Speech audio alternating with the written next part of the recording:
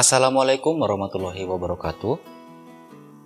Di video kali ini, kita kembali belajar menelaah pola penyajian, struktur, dan kaidah kebahasaan iklan.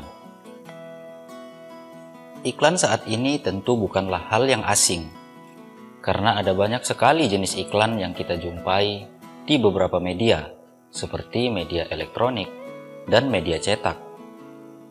Pada umumnya iklan bertujuan untuk memengaruhi, mengingatkan, menginformasikan, melarang, membujuk, dan merayu target atau audiens.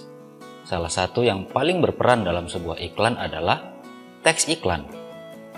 Teks iklan biasanya dibuat sedemikian rupa sehingga mampu memengaruhi target atau audiens.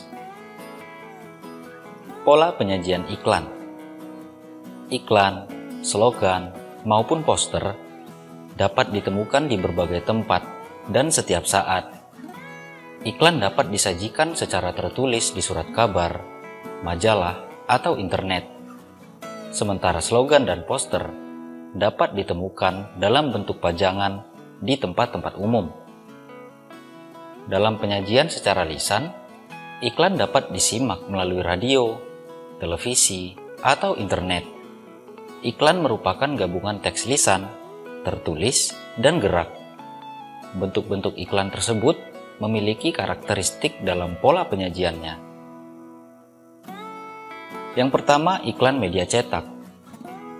Karakter utama iklan media cetak adalah penggunaan bahasa tulis.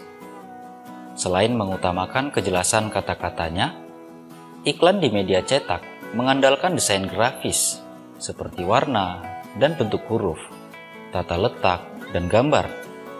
Iklan di media cetak dapat disajikan dalam bentuk baris dan bentuk kolom. Yang kedua, iklan elektronik. Iklan elektronik adalah iklan yang berbasis perangkat elektronik.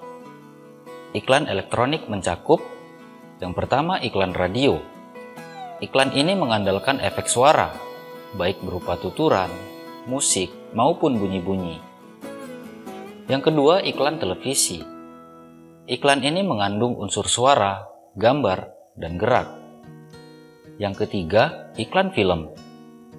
Iklan film yang tersaji dalam judul film. Iklan film akan muncul sebelum film diputar. Struktur teks iklan. Teks iklan disusun berdasarkan struktur pembangun teks. Struktur teks iklan terdiri atas 3 bagian, yaitu judul atau nama produk, penjelasan, dan nama serta alamat pengiklan. Yang pertama, judul atau nama produk. Bagian ini berisi nama produk, jasa, atau kegiatan yang diiklankan. Bagian ini adalah bagian terpenting dari sebuah iklan. Judul atau nama produk tidak selalu terletak pada awal tulisan, tetapi merupakan bagian pertama yang dibaca orang. Melalui bagian ini, pembaca dapat mengetahui iklan yang ditawarkan meskipun tidak selalu menggambarkan produk yang ditawarkan secara jelas.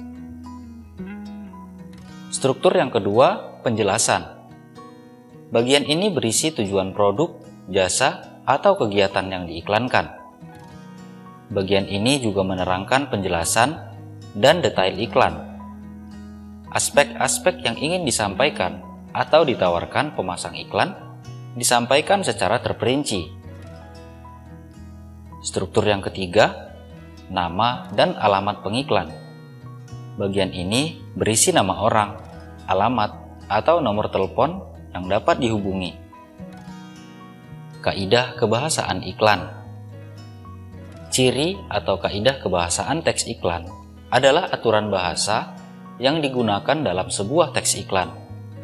Kaidah kebahasaan di dalam teks iklan adalah sebagai berikut. Yang pertama, menggunakan slogan.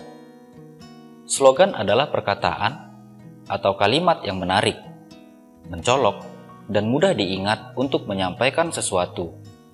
Slogan adalah pernyataan atau susunan kata tertentu yang menjelaskan singkat suatu produk atau jasa layanan sehingga mudah diingat publik.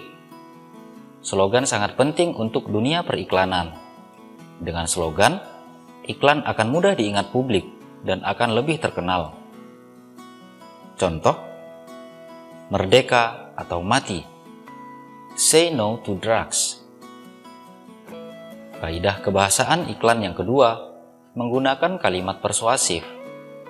Kalimat persuasif adalah kalimat yang bertujuan meyakinkan dan membujuk pembaca agar melaksanakan atau menerima gagasan penulis terhadap suatu hal.